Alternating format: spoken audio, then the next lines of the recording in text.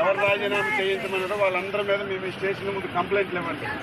తర్వాత నేను మాట్లాడతాను. మీకు స్టేషన్ ఇష్యూ కాబట్టి మీకు బలవంతాన్ని ఎవరు సంతకాలు పెట్టి రాజీనామాలు చేయించారు వాళ్ళ పేర్లు మొహమాటం లేక అచ్చెన్నాయుడు చేయిస్తే అచ్చెన్నాయుడు ఎక్స్ చేసి ఎక్స్ పేరుతో మీరు కంప్లైంట్లు ఇవ్వండి. ఇంటికి వచ్చేలా అలర్ పెట్టి చేయించారు. తర్వాత నా దగ్గర కలవండి.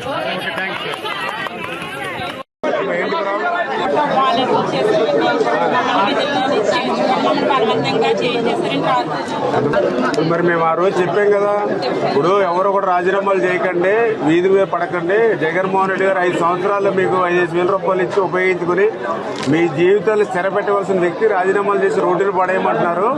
మళ్ళీ మేము వచ్చాక శాలరీలు పెంచుతాము, వ్యవస్థను కంటిన్యూ చేస్తామని చెప్పామా లేదా? అలాగే నేను కూడా గట్టిగా చెప్పాను కదా.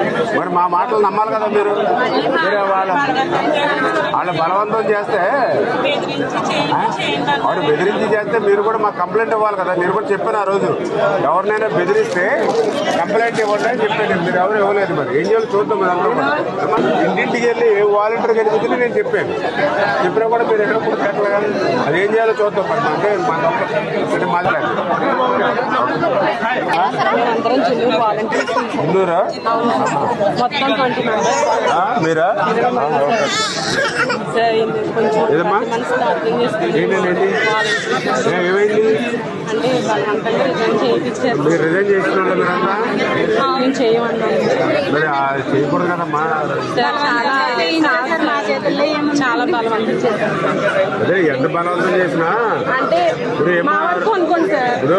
మీ వరకు ఎవరు బలవంతంగా ఎందుకు చేస్తారు? మీరు మిగిలిన వాళ్ళందరూ ఎందుకు చేయలేదు? మీరేందుకు చేశారు? ఎలా కదమ్మా, ఇప్పుడు నాకు పాలకొల్లు నియోజకవర్గంలో 1600 మంది వాలంటీర్స్ ఉన్నారు. అందులో చేసిన వాళ్ళు నాకు తెలిసిందే 150-200 మంది చేశారు. మరి మిగిలిన వాళ్ళు చేయలేదు.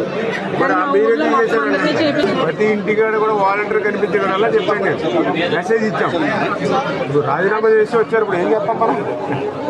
ఆ రోజు మనం చెప్పాం కదా చాలా క్లియర్గా. ఇంటి దగ్గర దండం పెట్టి మరీ చెప్పారు, చెల్లెమ్మ మీరు రాజీనామా చేయకండి, రోడ్డు మీద పడకండి. రేపు వద్దు మన ప్రభుత్వం వచ్చాక వాలంటీర్కి శాలరీలు కూడా పెంచుతాము. రేపు మళ్ళీ ఆ 10,000 రూపాయలు అందుకు మా ఇంటికి వచ్చి అన్నయ్య మీ ప్రభుత్వం నాకు 10,000 వచ్చింది, సంతోషంగా ఓ స్వీట్ ప్యాకెట్ పట్టుకుని రావాలి మీరు అని నేను అంత క్లియర్గా అర్థమయ్యే విధంగా చెప్పాను ప్రతి ఇంటి దగ్గర. చూసారు కదా నా వాయిస్ కూడా విన్నారు కదా. విన్నప్పుడు మీరు ఏం చేయాలి? మన ఎమ్మెల్యే గారు కంటే నమ్మకస్తులు మీకు ఎవరుంటారు ప్రపంచంలో? మీరు ఉన్నప్పుడు ఏం చేయాలి? మీరు వీళ్ళ మాటలు ఎక్కలేదు, ఎమ్మెల్యే గారు ఉన్నారు అని మాకు ఉండాలి. మీరు ఎవరు చేయలేదు, మీరే చేశారు అనవసరంగా. టౌన్ లో ఉంది అక్కడక్కడే చేశారమ్మా, అందరూ చేయలేదు. ఇప్పుడు మీకులాగా స్టేట్ లో చేసిన వాళ్ళు ఉన్నారు. అంటే ఇది పాలసీ మ్యాటర్. ఇది రాష్ట్రంలో ఏం చేయాలో ఆలోచిద్దాం.